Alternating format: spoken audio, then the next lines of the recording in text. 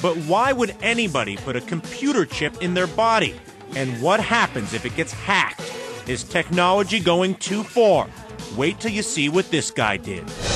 Radio frequency ID, tiny chips, big potential, how to change how freight packages, pets are tracked, all sorts of things.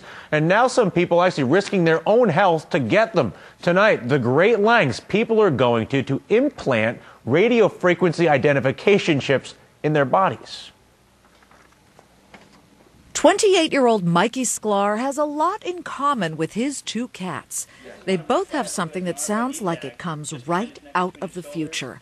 Tiny implants loaded with their personal information, chips surgically put into their bodies.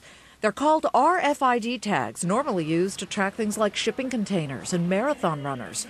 For the cats, it's a device which keeps tabs on them if they get lost. For Sklar, well, he says it's to make life more convenient. I want to use it as an identification system so I can get personal information to show up. So I can scan my hand and have information about my favorite websites and email address and weather all be displayed for me through some custom hardware projects I've been working on. Sklar says he easily found his RFID tag on the internet, but finding someone to implant the device in his hand was a different story. That's because Sklar's RFID tag is not the type that's approved by the Food and Drug Administration. He had to convince a friend who's a surgeon to implant it. I really didn't feel anything during the surgical procedure, which was about 7 minutes long on my kitchen table. While Sklar's scar from the surgery heals, big retail chains like Walmart are using more of the tags, putting the low-power radio frequency IDs in shipments to track them. Outside the United States, they're actually being used by the Mexican government, implanted in officials needing high security clearance.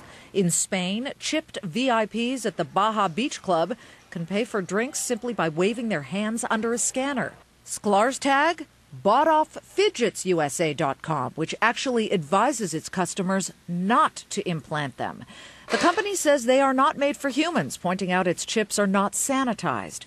All this has the only company to get FDA approval for its human implantable chips very concerned. Verichip's devices store valuable medical information for chronically ill patients.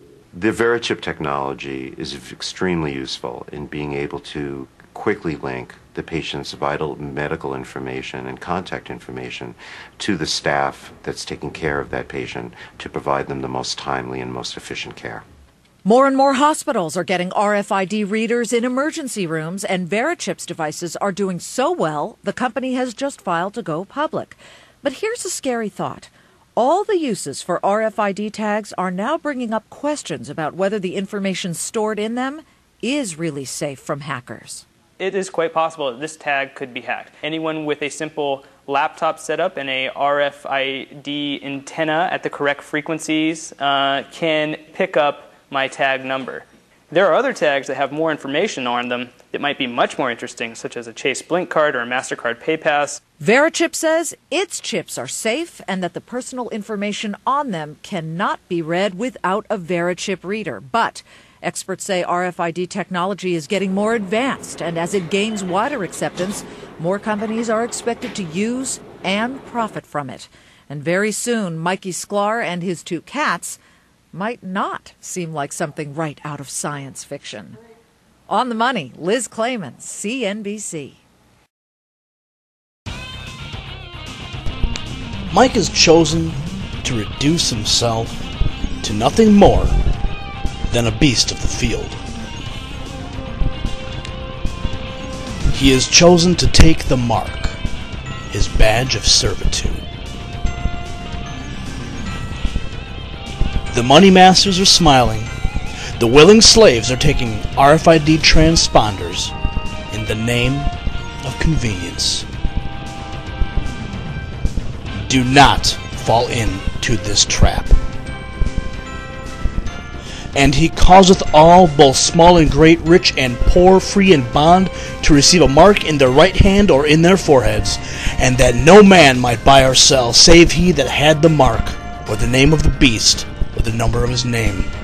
Revelation chapter 13, verse 16 and 17.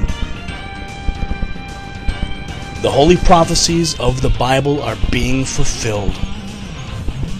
The return of Christ is very soon. Don't sell your soul in the name of convenience. Don't be like Mike. A message from the Lone Lantern Society. Be sure to visit our website, www.lonelantern.org, for more information.